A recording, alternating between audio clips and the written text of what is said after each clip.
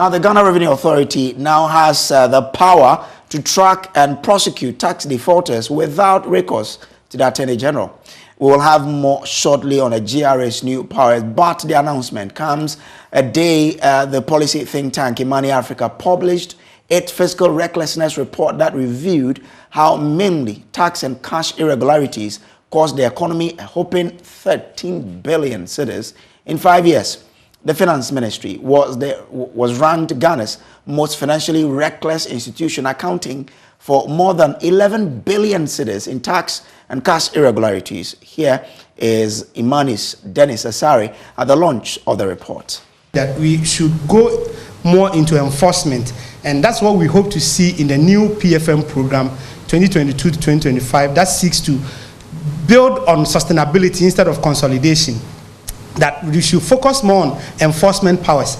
That is, the institutions that have the power to sanction, they should apply the sanctions, and they are not applying those sanctions because of the political economy issues. Because people are afraid to apply the laws, and because some people are very politically exposed and politically powerful, so they are not applying the sanctions.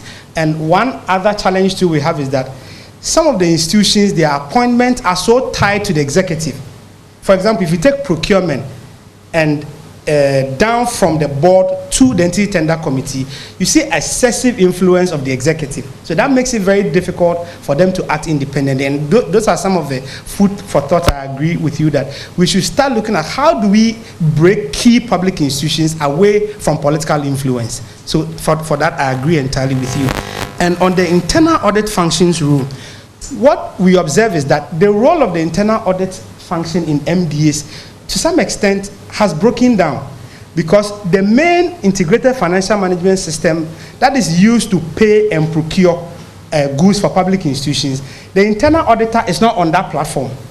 So what they do is that the activities occur and they collect data and do assessment, and if their assessment and reports are even complied with, these irregularities would be corrected even before the external auditor comes in.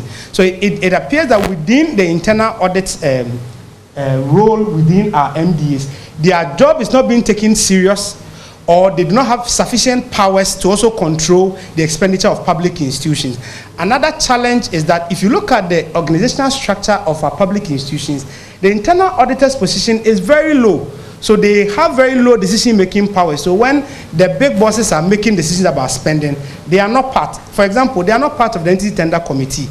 So when irregularities happen in procurement, they are supposed to quality assure the process. Like the police officer who is supposed to ensure compliance is not even part of the process, the process where the action is taking place.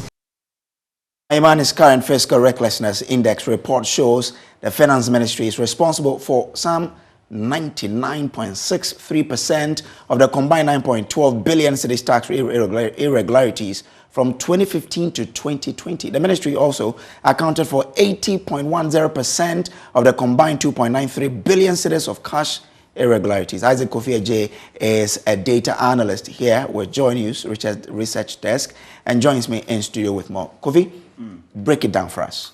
All right, so there you have it, 13.9 billion cedis in terms of financial irregularities. And just like you said, this is about 3.64% of the 2020 GDP. Now, if you should look at the next slide, it ranks that if you look at tax irregularities alone, that's the biggest component, about 9.13 billion Ghana cedis, and it's about 65.49% of the total irregularities. Cash irregularities, 2.9 billion.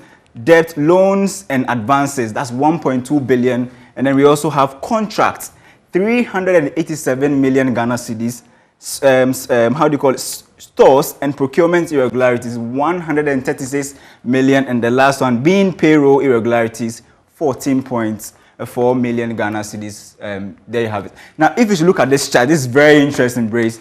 If you look at what they did in 2010 to 2014, when this same report was done, irregularities, this according to the Auditor General's report, was around 1.4 billion Ghana cedis. Oh. Now, just between 2015 and 2020, these irregularities have risen from 1.42 billion cedis to now 13.9 billion Ghana cedis. Now, if you should do a simple percentage change, this is more than 870% rise from what the situation was between 2010 and 2014. Now, this is where the whole thing comes.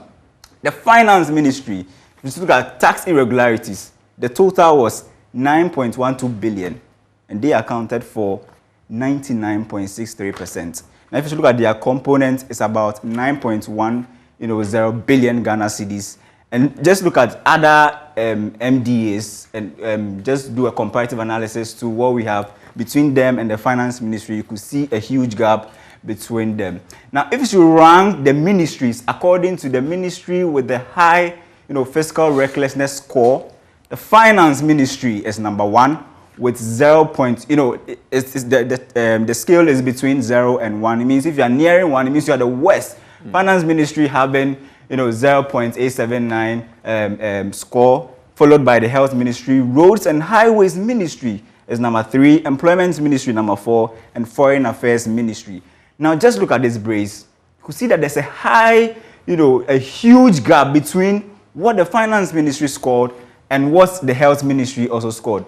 If you should do, this is about, almost nine times what the Health Ministry is scoring. So what the Finance Ministry is scoring is 9 times what the next, West MDA is scoring, which is just 0.1 in terms of the score. Now, let's look at some of the causes. In terms of tax irregularities, it says that it is according to the failure of GRA to collect taxes due to the state and the enforcement of compliance. And another one, in terms of cash irregularities, is largely driven by unapproved disbursement of funds, unapproved transfer of funds, and then we also have delays in the lodgement of public funds into respective public portfolios. Wow, very interesting details there. There's more on this later on PM Express with Evans Mensah at 9 p.m. Now.